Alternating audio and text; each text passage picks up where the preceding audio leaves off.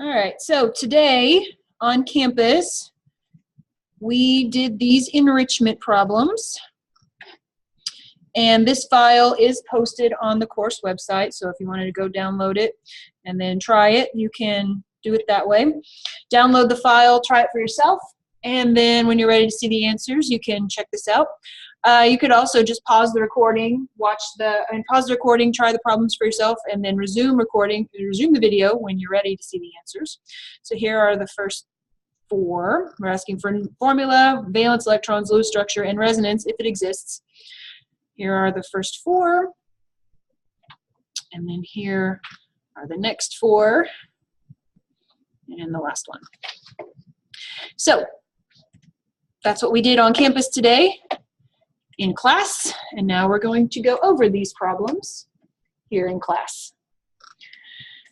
All right, so I've given you the formula. First thing we need to do is we need to pull out our handy periodic table. And we need to knock that off to the side somewhere because we can't calculate valence electrons without periodic table, right? That comes from the periodic table. So everybody in group 1's got 1 valence electron. Everybody in group 2's got 2 valence electrons. We skip the D block. Everybody in group 3's 3, 4, 5, 6, 7, and 8, right? So number of valence electrons is just coming from the periodic table, and we just would multiply by any sort of subscript and then add them up. All right, so carbon is in group 4, so it has 4 valence electrons, and there's only 1, so that gives me 4. And sulfur is in group 6. It's got 6 valence electrons, and there are 2 of them, so that's 12. So that gives me a total of 16 that I have to represent in my final Lewis structure. Now we pick the central atom, the atom that goes in the middle. Right? Now a lot of students, when I ask this question on a test, like I'll give a Lewis structure and I'll say, why is this molecule got this atom in the middle? They'll say, oh, to make it symmetric. And that's not correct, right? Carbon is the central atom, but why is carbon the central atom? Do you remember the rule? Because it's the least, right? Central atom is the molecule that's least electronegative. And the way we determine which atom is the least electronegative is we look at the periodic table. Okay, fluorine is the most electronegative element. Electronegativity is a measure of how well you share electrons in a covalent bond, right? So take a 2-year-old. A 2-year-old doesn't like to share, right? So you would say that they are very electronegative. You have toys that you're trying to get a 2-year-old to share, forget it, right? So if you have electronegative element, you don't want that element to be in the middle unless you have no choice, right? So fluorine's the most electronegative element. And the periodic table tells us the trend that as you go across, electronegativity increases as you go across a row, and then it decreases going down a group, right? So we look at our periodic table. Carbon is way further away from fluorine than sulfur is, right? So that's why carbon is the central atom. So if I gave you the Lewis structure and I said, all right, carbon's in the middle, why? It isn't so that it's symmetric, right? That's not the correct answer. So we pick our central atom and then we connect with single bonds. So 2, 4, so represented 4. I've got 12 more to go. Now we give our outer atoms an octet first. Remember, the octet rule states that all atoms want to see 8 electrons. There are 3 exceptions, though, right? The ones that need less than 8, they are hydrogen, right? It only needs 2. And then beryllium, it only needs 4, and then boron, it only needs 6. Everybody else needs 8, right? And hydrogen can never, ever, ever, ever, ever be the central atom because it can only form 1 bond, right? So hydrogen, by definition, can never be in the middle. So these are not exceptions to my less than 8 rule, so I've got to give them an octet. So 2, 4, 6, 8, 10, 12. All right, I'm out of electrons, right? So if I asked you number of valence electrons, right, the answer is 16. And then this is just my bookkeeping here. So am I done? Now I look at my Lewis structure and I say to myself, okay, does everybody who needs an octet have an octet? This one does, carbon doesn't, right? So what could happen to give carbon the octet? Right, we need to form some double bonds. So we can form, if I do that, would that solve the problem? What would I do? What's another? Let's do it on the other side. Okay, so if you form one on each side, yep. Okay, is there another way that we could give carbon an octet? That's called resonance, right? If you've got more than one possible Lewis structure, that's called resonance. And we do. So what's the other resonance option that we have? Could you do triple bond? You could. Oops, carbon. Sulfur. It doesn't matter where you put like the electron, like little dots, does it? No, so if you put the dots up here, you know, that would make a difference. And then you could also have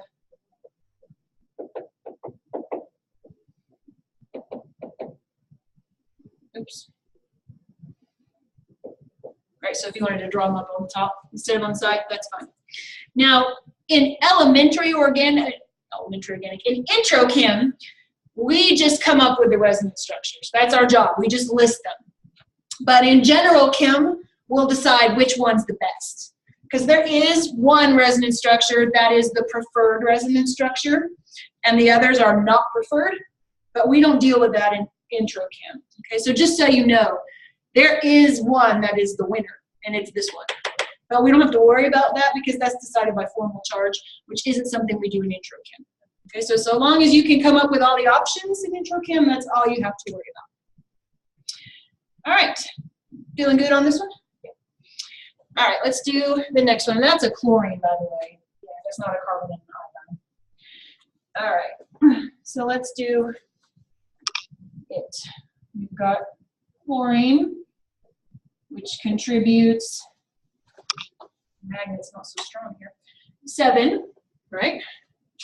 And there's only one, so that's 7. And then we've got fluorine, which also contributes 7, and there are 4 of them. So that's 28. And then what do I do with the plus charge? Right, we subtract 1, right? So what's my total?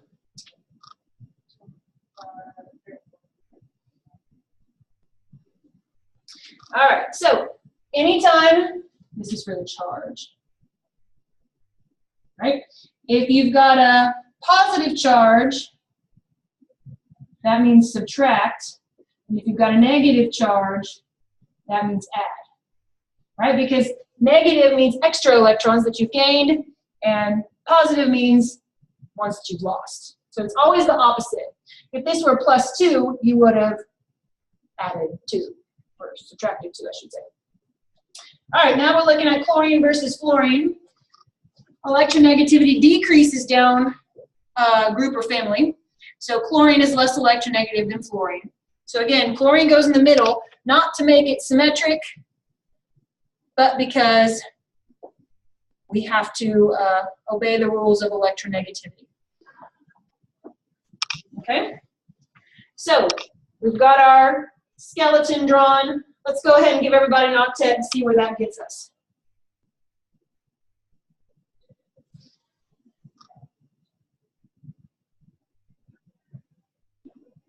Since we know that fluorine is not an exception to the less than 8 rule, we can go ahead and give everybody an octet. See what we're left with. 2, 4, 6, 8, 10, 12, 14, 16, 18, 20, 22, 24, 26, 28, 30, 32. So I've got 2 left over. Where do extra electrons go? On the central atom. And it doesn't matter where you draw them. You can draw them here, here, here, here. Wherever makes you happy, wherever you've got enough room. Just make it so that I can see it, right? Extras go on central atom. Does that technically mean that it has Yes, so chlorine has what's called an expanded octet, right? So the central atom can take on more than 8, but the peripheral atoms could never do that. It's got to be the central atom, right? And so this would be, if I said, is this molecule an exception to the octet rule? You'd say, yes, chlorine is, right? It's got more than 8 electrons. And then how do I represent this charge? Right, we draw brackets around it to show that the entire thing carries a +1 charge. And then is there resonance? The answer is no, right? No resonance. So many students take extra electrons and turn them into a double bond. You can't do that, right? You can't just dump it into a double bond. That's saying that those electrons are being shared between those 2 atoms, which they're not. Right? They're just hanging out on chlorine. Feeling good on this one? All right. Move the screen up.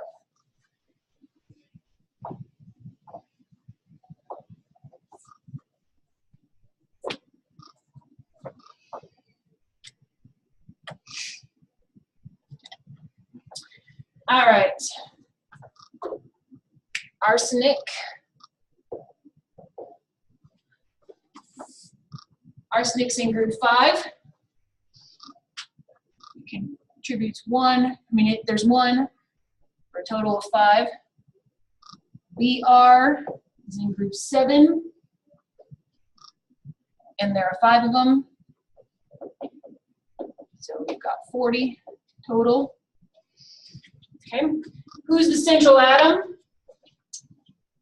Arsenic and bromine are in the same period. So which one's least electronegative? Arsenic, right? Because it's increasing across the period. So bromine is more electronegative than arsenic. So arsenic goes in the middle. And then we connect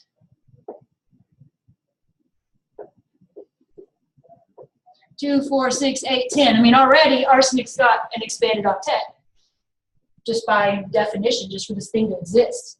Bromine's not an exception to my octet rule, less than 8. All right, so we're going to go ahead and give everybody an octet. We can always go back and remove some if we need to rearrange. Is there a reason why, like, hydrogen and helium and all of them don't have, like why they have less than 8? So hydrogen's only, when you look at the nucleus of a hydrogen atom, it's literally just a proton and an electron, right? There's no neutron. So that's a tiny little atom. It can only form 1 bond. The reason why beryllium and boron only form, so let's see, if you were doing BF3, for example. So BF3, boron is in group 3, it contributes 3. Fluorine's in group 7, it contributes 7. So you've got 24 total. All right, boron's going to be in the middle. There's fluorine, fluorine, fluorine. Okay, so then we've got, giving our octets,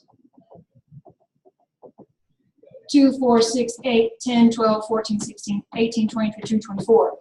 That's 24. Now, if you're following your normal rules, if you forget this rule, or if you forgot that rule, you would make a double bond on one of those. Now, this is the part that we don't get into in Intro Chem, but since you asked, I'll tell you. It's a formal charge answer. Formal charge is valence electrons minus 1/2 of the bonding electrons minus the paired electrons. So we calculate the formal charge for all the atoms, and the ideal one is where they're all 0. We don't have any positives or negatives. So if we're doing it for this fluorine, it would be 7 minus, bonding electrons are 2, 4, so that would be minus 2, because we're taking half of that, and the paired electrons are 2, 4. So this would be 7 minus 2 minus 4, so that would be plus 1. This one would be 7 minus 1 minus 2, 4, 6. So that's 0, and this would also be 0. And then valence electrons here would be 3 minus 2, 4, 6, 8, so minus 4 minus 0. So that's -1. So all the formal charges add up to 0, which is what the net charge is. But I've got one with a -1 and one with a +1. And we don't want that. If you drew it like this, or move that double bond. All right, now we're going to have, look, it works out 0, 0, 0, and then this ends up being 3 minus 3 minus 0. So it's also 0. So when you draw it with a double bond, all your formal charges add up to 0, which is the net charge, but you've got an unideal situation. You don't want to have your formal charges be greater than 0 if you can avoid it. Here, they're all 0, and that's ideal. So, like I said, it's a Gen Chem answer, but, you know, it's always nice to know why things are the way they are. So, and that's the same thing that happens in beryllium. If you calculate the formal charge with a double bond versus without, you'll get a situation where you have formal charges greater than 0 versus not having 0. And when you take Gen Chem, one of the things you learn in Gen Chem is that you're allowed to make a double bond if you have to give the central atom an octet, or if it makes your formal charges better, right? So that's one of the things we'll talk about in Gen Chem. But that's the answer to your question. It has to do with formal charge. So a little bit of a preview for general chem. Okay, 2, 4, 6, 8, 10, 12, 14, 16, 18, 20, 22, 24, 26, 28, 30, 32, 34, 36, 38, 40. So I've got all 40 represented. And is there going to be resonance? No resonance. Right? If I asked you, is this an exception to the octet rule?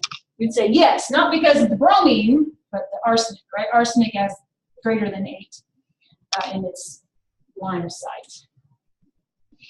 Okay, N is right there, 5. And there's 1, so that's 5. And hydrogen is in group 1, and there are 4 of them, so it contributes 4.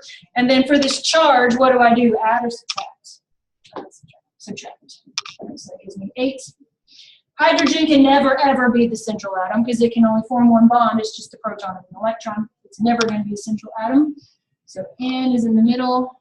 H, H, H, H. Hydrogen does not need an octet. So I'm down to 0 just by giving it a skeleton. And everybody's okay. There's also just one last thing to do. Okay. You need your brackets, right?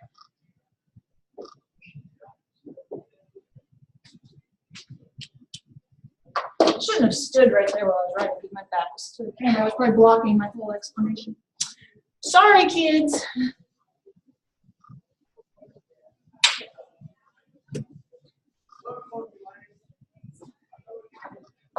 And there's no resonance on that one. No, no resonance.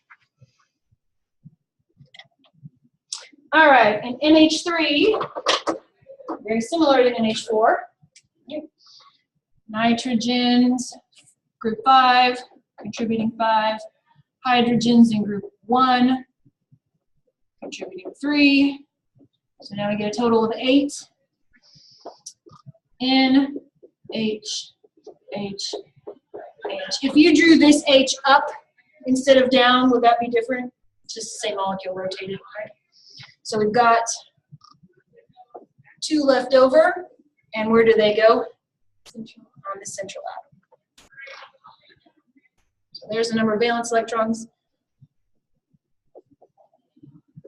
Do we have resonance here? Nope. All right, PCl3.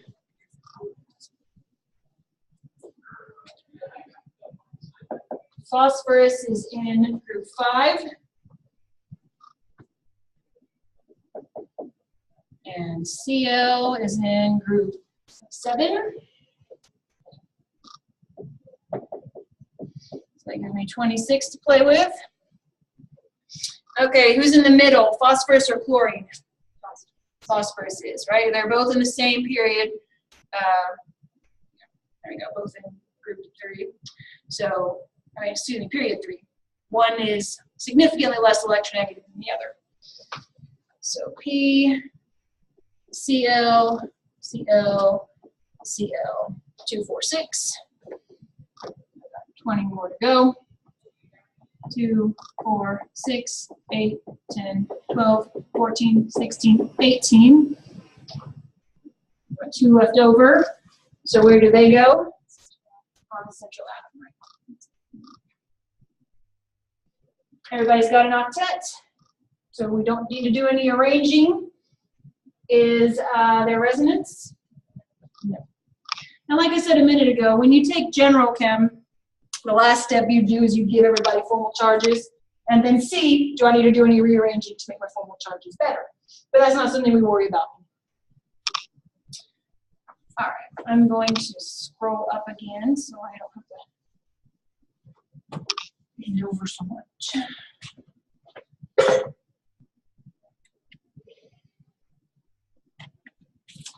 All right, hydrogens in group 1. There are 3, so it contributes 3. Oxygen, group 6. So it contributes 6. And then that charge is, subtract 1. So that's 9 minus 1 is 8. Okay, now here's a situation where you're forcing an electronegative element to be in the middle, right? Because oxygen's really electronegative. It's really, really electronegative. The electronegativity value for fluorine is 4, and it's 3.5 for oxygen. So it's really electronegative. It doesn't like to share. But you have no choice, right? Because hydrogen can never, ever, ever be the central atom. So here's a situation where you're forcing an electronegative atom to be in the middle against its will. Right? You don't have any other choice. And again, if you had drawn it like a, this shape, that's the same molecule you're rotating it, right? And so we've got 2 left over. Hydrogen's one of our rules, less than 8. So those 2 extras go central atom. And then what else do we need here? Brackets. And there's no resonance.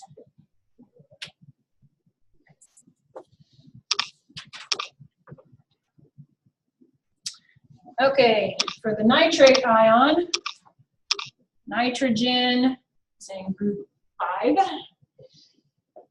And there's 1. Oxygen is in group 6. And there are 18. And then what do I do for this? Add 1, right? So that gives me 24. All right, so we have to pick our central atom. Nitrogen and oxygen are both electronegative, but who's more electronegative?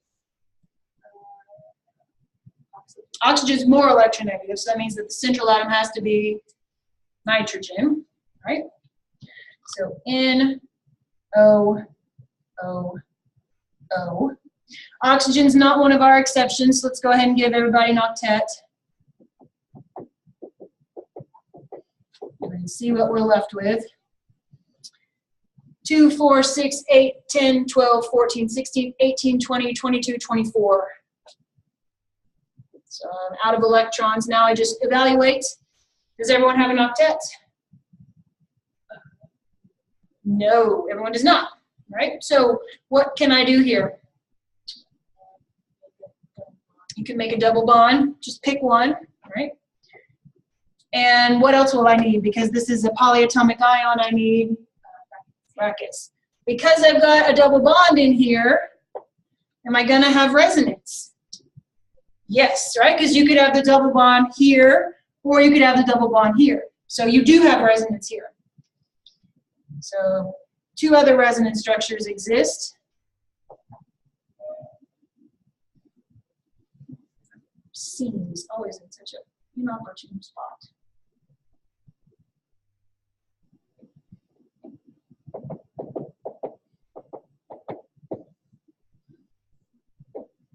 And then my other resonance structure would be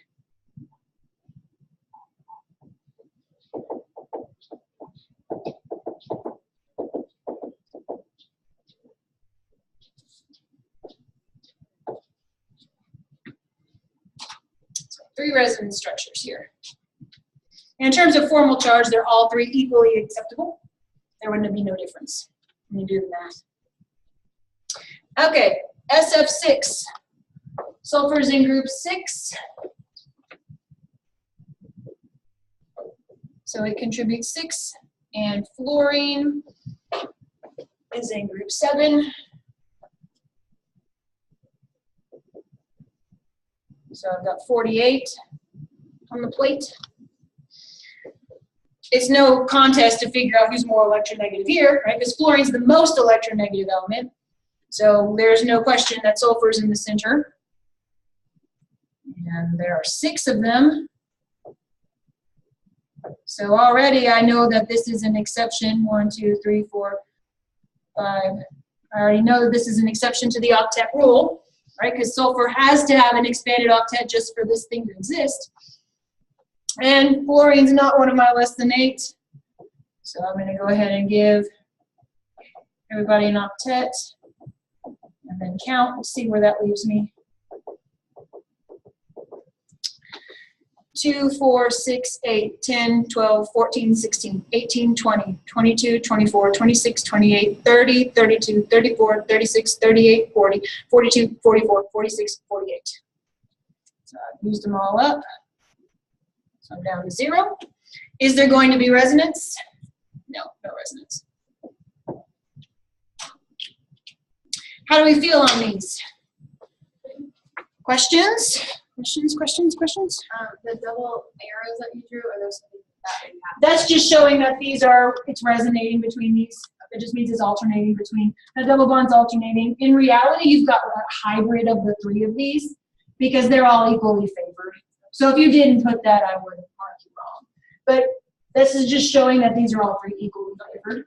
Yeah. So if you just left that off, that's no big deal. Okay. Yep. Any other questions? All right, that's where we're going to stop then.